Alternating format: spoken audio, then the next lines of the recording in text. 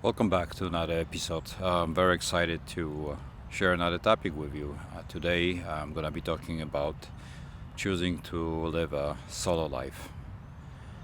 So, maybe you've gone through divorce and you decided to stay on your own. You've been through several relationships, perhaps prior to your marriage, then your marriage, and things didn't work, and now you are considering possibilities of living a solo life. And well, I think this is perhaps a good decision for some personalities. If you are a man who is true to himself, you may find a lot of things in today's world that actually do not work well with a strong man personality because this world adapts to social media uh, priorities, which are a lot of times very different for from what we choose as men, as strong men who care about certain values, who care about healthy lifestyle, and don't want to be influenced by temporary trends. I think being being a solo person has its benefits, but it requires a certain state of mind to be able to navigate through life and stay happy, true to who you are. Let's go back a little bit and talk about what it means to be a man, because things have changed over the last 20 years drastically, and now we are bombarded by so many things that we are told that we have to do. Uh, there are so many little things that keep coming our way, and what do we do with them? Do we just engage with some of them, all of them, or we just keep bouncing most of it off and ignore it as noise? Personally, I am right now living my solo life, and I'm enjoying it. Why is that? I think that the way it worked for me and the way it may work for men who appreciate certain minimalistic lifestyle is the fact that you are the captain of your boat, and you can choose the direction. You can choose when to sail. You can choose when to dock, when to, you know, ride the waves. It's your decision. But as long as those decisions are healthy, in line with your personality, your perspective, they may be good decisions. I think what is very helpful and beneficial is if we, let's say, we were in a marriage and decided to end the marriage. I think the first step is to work on ourselves, go back to the core who we are, go back to the values that we believe in, and if we do the work, we may actually discover that living solo life is very positive, is very healthy. We get to ignore a lot of noise that today's world is constantly bombarding us with, especially just about everything on social media. There are some good aspects of it, but most of it is just noise that is created to keep us engaged in the screen time, and someone obviously is profiting from it. So, what is that healthy and positive about being a solo man? Well, if relationships that we were in did not work, um, there are several reasons for that. But somehow, if we tap into our core personality, who we are, and we discover that we feel much better, much healthier, much easier being by ourselves, maybe this is the direction of who we are personally.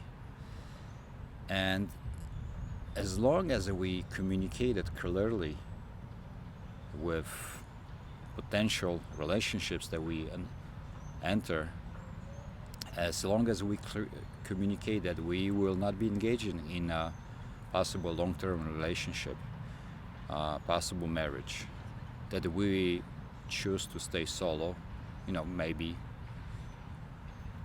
live with someone temporarily, but as long as we communicate it very clearly, I think it's very healthy. Being a solo person, a solo man, has huge advantages.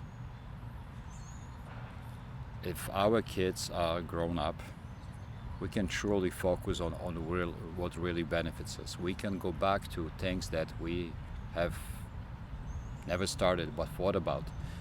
We can continue things that we possibly started but abandoned sometimes at some point of our life. Or we can look from a very new, fresh perspective and do something that will keep us engaged, that will keep us excited. And possibilities are endless. So many things. Go outside our comfort zone.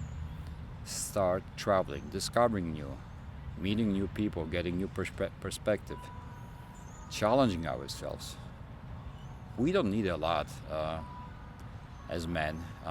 Fortunately, today's world is telling us that, well, we need maybe a shampoo for this part of our head, shampoo for that, this body lotion, that.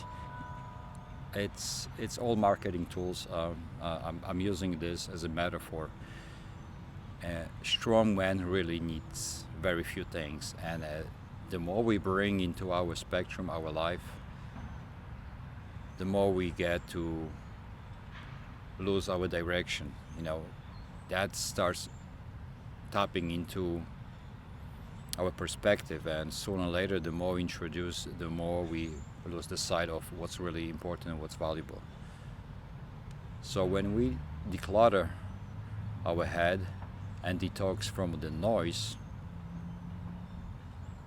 we start to really rediscovering who we are, what we need. And it's very little that we need. We can actually find happiness in a very few things. We can perfect them. We can make them work better personally to our personal preference. I think it's so healthy if we choose to do things that are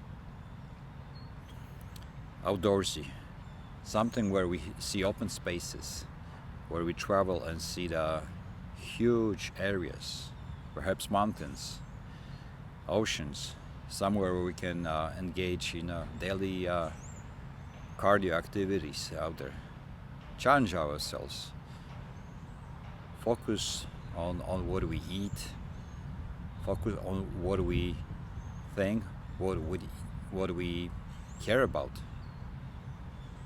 and just minimize the noise.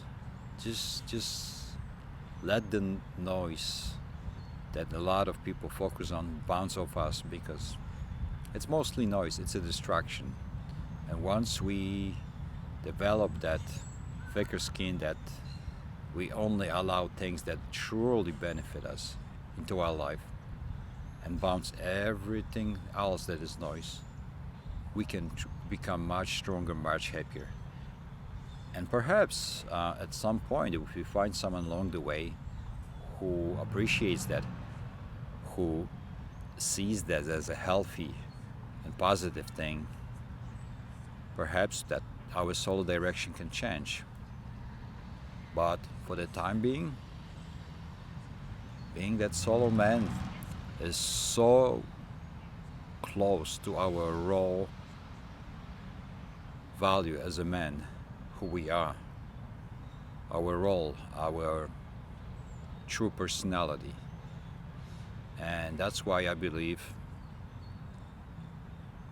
being a solo man at one point or another adds a lot of value, because we get to rediscover ourselves and perhaps stay in that stage or go back to a relationship. But that is a very healthy, very, very true, very, very honest relationship where we get to do it all over again.